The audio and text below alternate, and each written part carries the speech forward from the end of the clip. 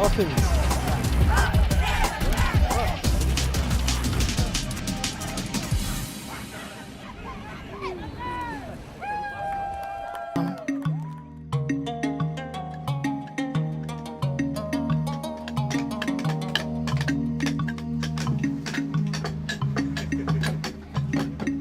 I'm Larry, and I work at the canoe houses in Colonia. We are from the organization Waagey, and our mission is to work with the young people to hopefully pass on some of the traditional skills that are at risk of being lost. Currently, we have a project with the women and men of Lamotrek Island to weave a traditional voyaging canoe sail from pandanus leaf. Woven into the sail will be a message about climate change, which is starting to hit the community pretty hard. We then plan to voyage from Lamotrek to Guam in 3 canoes and display the sail at FESPAC.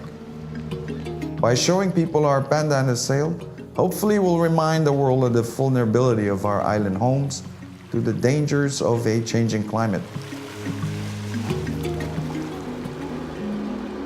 The journey for Larry and his crew begins with a boat trip from Yap to Lamotrek Island, where they will pick up the woven sail and join the canoe fleet for its voyage to Guam.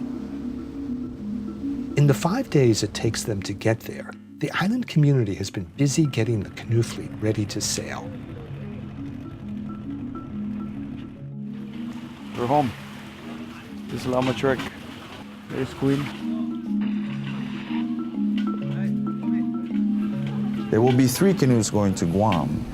The largest, more than 28 feet long, is Queen Veronica. Genesis is the smallest of the 3 canoes, just over 21 feet. The Lucky Star, she's about 25 feet long and built by one of my canoe carving teachers, Joe.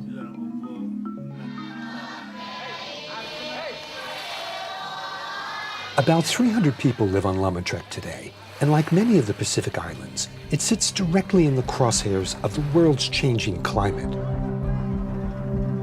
Super typhoons, super high and low tides, wave surges, sea level rise are all threats to the island's ecosystem and unique way of life.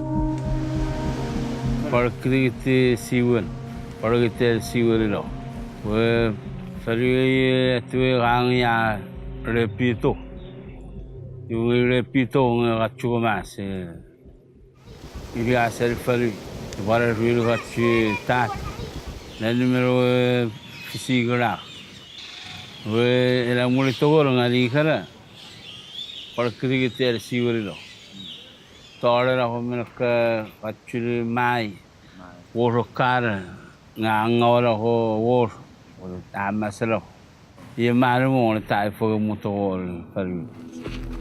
A big concern is that long before the island may disappear from a rising sea, its ecosystem will lose the ability to provide fresh water and food. For years now, the Federated States of Micronesia has considered climate change a serious threat to the island nation.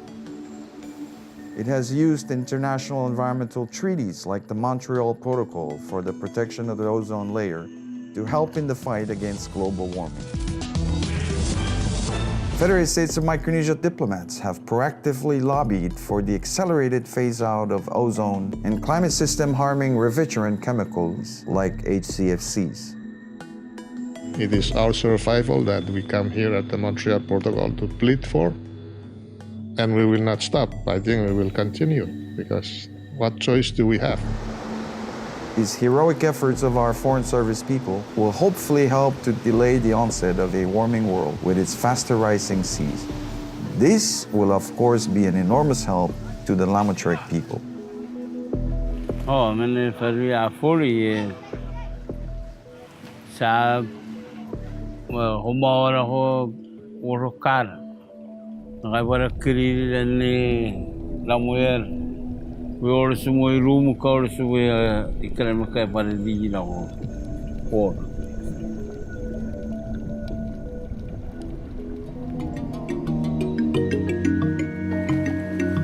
One of the first things that Larry and his crew does is check on the progress of the Pandanus sail. It has to be finished in the next 48 hours when the canoe fleet sails for Guam. They're just gonna finish sewing one more part, and then the wording will come up. So that's another. That's Xavier, by the way. Xavier has been the one in charge of getting the sail done. Now it takes both women and men to make a traditional sail. The work is almost evenly split. The women harvest the pandanus leaves, dry them, slice them into strips, and weave them into a special type of mat. The men then take these mats and stitch them together with coconut fiber rope to actually make the sail. But wait a second, making the sail was not that easy. There was a big problem at the start of the project that no one anticipated.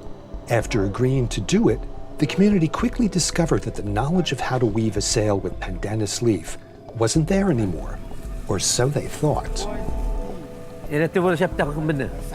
Beri song ko tak untuk kasifan. Upaya yang so nur faifir. Taiwan faifir yaki. Upaya yang so. Iwa rubu para untuk kasifan orang so kala tu fai. Rubu atranga semada tu fai sur melau. Iwa I mina butuh tu kaidan temai ngai mina butuh. Aku dah dengar dia ada puisi. Hor dia makan ngasir boy hor faifir tahor kamu masuk makan ngasir. The community realized what a miracle it was they caught Maria almost at the very last moment. Once she taught the weavers what to do, it then took about 50 women almost 2 weeks working full-time to weave the material for the sail. Next came the climate change message, some expression from the community about what a changing climate meant to them. In the center we have the word Sail of Lamotrek, and it translates into survival of Lamotrek's glory with a big, huge question mark. Once everybody agreed on the message, the entire community signed the sail, giving their stamp of approval. Just sign on this sail somewhere. Confident their traditions will survive and resonate with the outside world.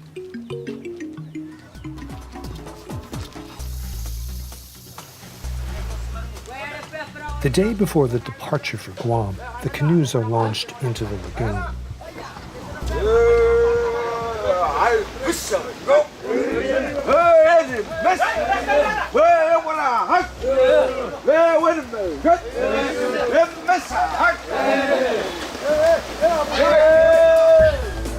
For the voyagers, there is still much to do to get ready for the journey. Water and food are critical. The 500-mile trip to Guam should take between 4 and 8 days, depending on weather. But the canoes have to carry enough supplies for at least 2 weeks, just in case.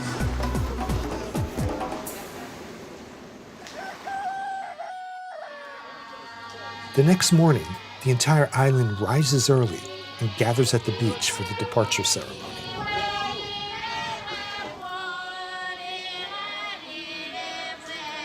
Para fazer moçoato. Eu não sou para sair de metal para criticar. Eu não envolvo a rir armat. Ler faru, begra. Ir. Orang sou sai, ou para sair de metal para criticar. Na roda masarau. Ir para o fundo de roda masarau fago aquela torta. Roda o ar da massa, da farum na faru. Eu fago a chutoia.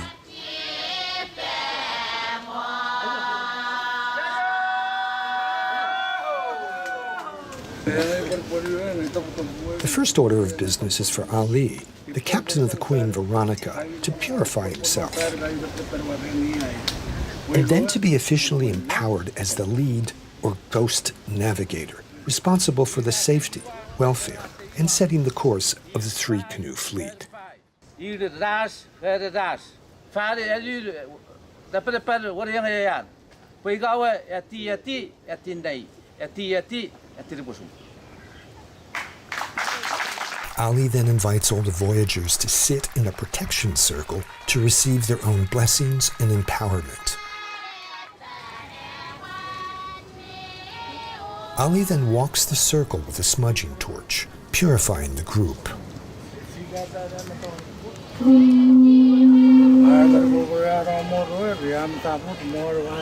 Finally, he cuts the circle, effectively cutting away the fears, doubts, and insecurities the voyagers may have, leaving this baggage, as it were, all behind them on shore.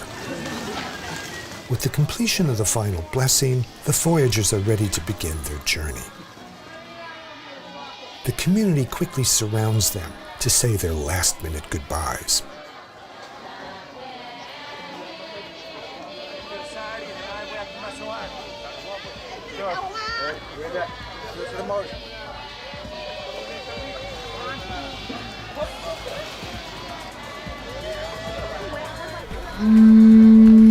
With one final blowing of the conch, the departure ceremony is done and the journey begins.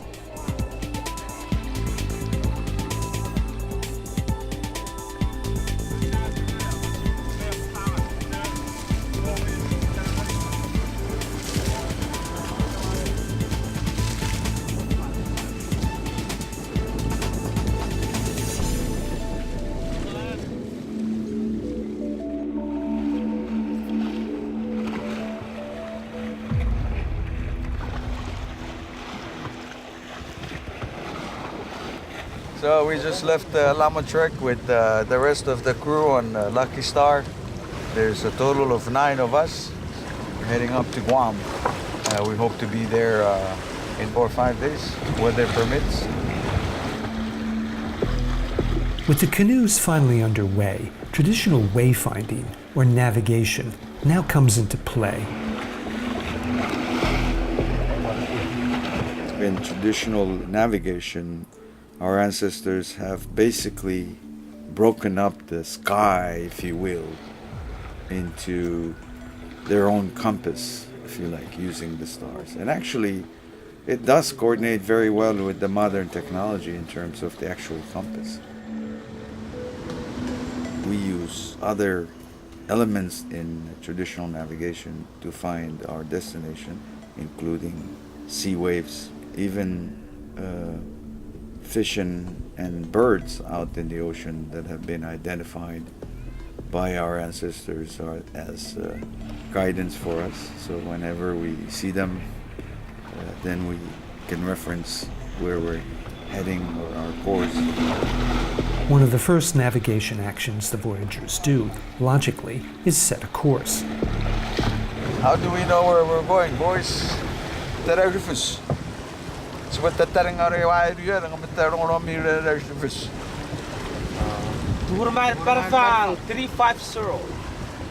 The boys are already set on the chart, which is the course of 350, 000 true north. So we're moving a little bit to the west of true north. Traditionally, over hundreds of years, the Lamotrek to Guam sea lane has been well traveled. It's a straight shot, really. If you stand on the beach in Lamotrek and find Polaris, the North Star, the island of Guam would be about 10 degrees to the west at a 0350 heading. Technically, it's not hard to miss if you sail towards it. The tricky part, however, is the wind and the currents. And it's about 500 miles of open water.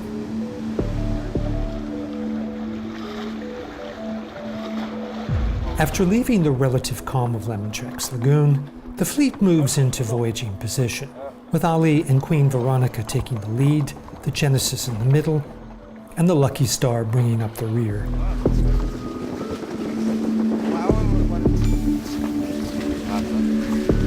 It's been a long and tiring first day, and as the watch settles in for the night, crew members grab space on deck where they can to get some much-needed rest.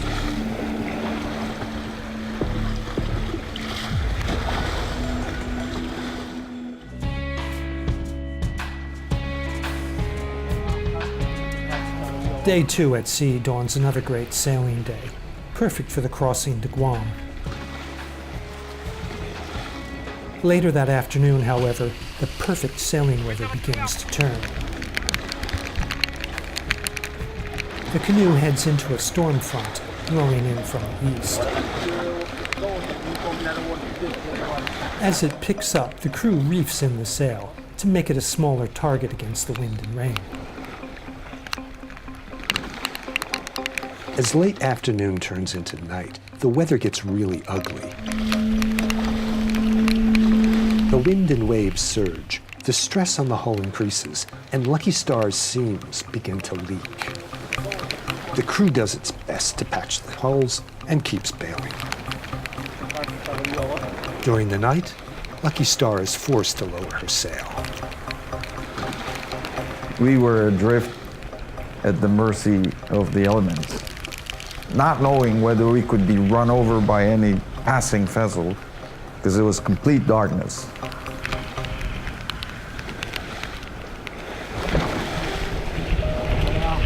Finally, dawn could not come soon enough for the voyagers. The rain has stopped, but the wind and waves are still high. The conch is blown to signal the other canoes, who also lowered their sails during the night. Eventually, they signal back that they are safe. In morning's light, it's clear the storm has damaged Lucky Star's hull. The crew quickly patches the holes with softwood plugs, and the crew member is permanently assigned to the bilge with a bucket to constantly bail. Soon, good weather returns, and the voyage continues.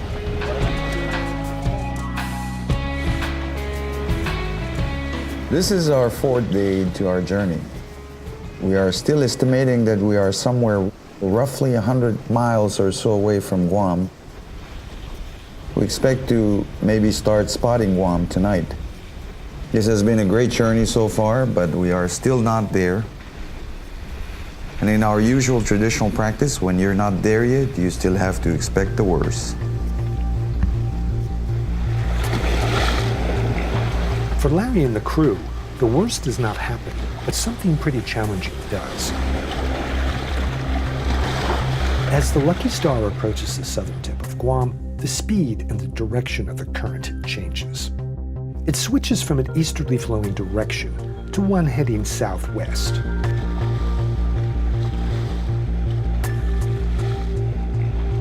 It feels like the Lucky Star is just flying along towards Guam, but in reality, she's being swept out to sea. Finally, realizing they're getting nowhere, the crew decides to change course to try and break out of the current. But coming about, or tacking with a voyaging canoe, is not an easy task. It's physically demanding and dangerous. It means unstepping the sail frame and moving it to the opposite end of the canoe where the rudder is.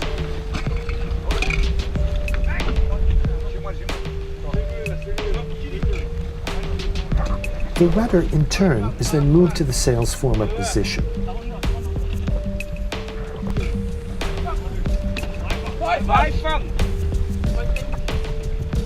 So what was the stern now becomes the bow.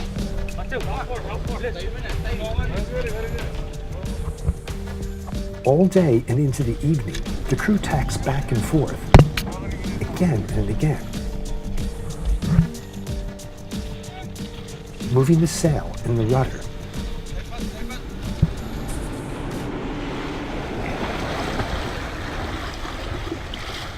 Finally, in the early hours of the morning, the wind gives out, depriving Lucky Star of any forward motion. Exhausted, the only thing the voyagers can do is pull down the sail and let the current take them out to sea.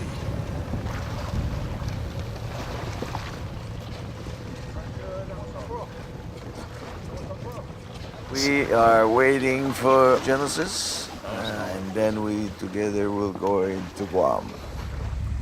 About a half hour later, Genesis is spotted, but she's not alone.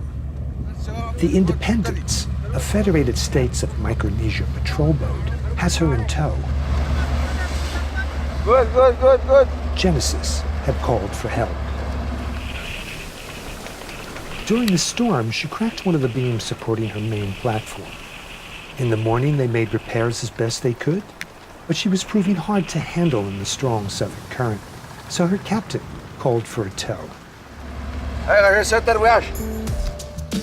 The Lucky Star hitches a ride too, and both canoes are soon under tow. 3 hours later, the voyagers are close enough to Guam to receive a police boat escort. Finally, nearing shore, the Independence drops her tow line. The Lucky Star hoists her sail and sails into the harbor to a hero's welcome.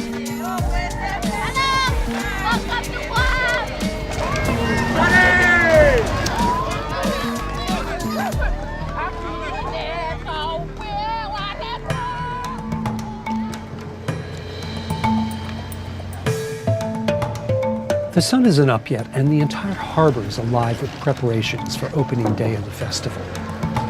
Queen Veronica, Genesis, and Lucky Star paddle their way past the gathering crowds who've come to honor the voyagers. Lucky Star is outfitted with the pandanus sail, and all day yesterday, the crew practiced sailing her with this woven masterpiece. Though none of the crew has ever worked with the woven sail before, we are pretty confident we know what we're doing. When mounted on the Lucky Star, it's obvious that the sail's weight is significant, maybe 10 times that of a Techron sail.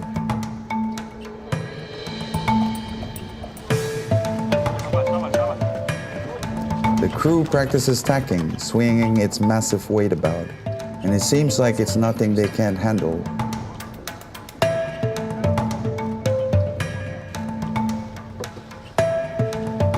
Once outside the harbor, the Lucky Star and the other voyaging canoes wait for the sun to rise and the parade to begin. Suddenly, tragedy strikes a neighboring canoe from Palau. A crew member is rushed to the hospital and dies upon arrival. The fallen seafarer is a sober reminder of why Lamotrek's departure ceremony is more than just a quaint tradition. Ceremony is a powerful affirmation of the sanctity of life and the sanctity of an island's community in the face of an ever-changing world.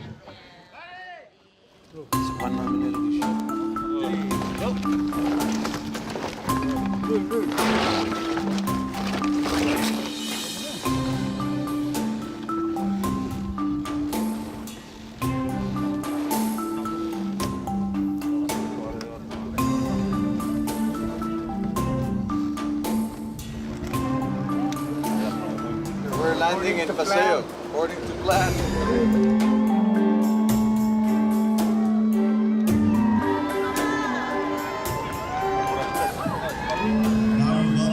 Federated States of Micronesia, the island of Lamotrek. The Lucky Star also gave the long sail from Lamotrek, traveling over 500 miles.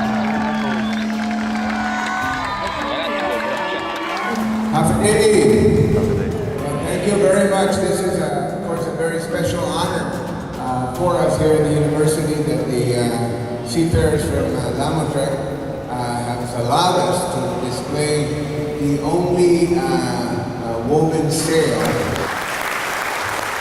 This is a very special sail, and we found that the art and the skills of weaving pandanus sails had almost ceased. But today I'm very happy that the women of Lamotrek, they worked very hard to make sure that the skills of pandanus sail is carried on. If you look up in the center, we have the word Sail of Lamotrek, and it translates into survival of Lamotrek's glory with a big, huge question mark. And the reason we have it as a question mark is because we're very uncertain where our future is going to be. I think a lot of changes are taking place, but the biggest threat for us is that of climate change and all that it brings along with it.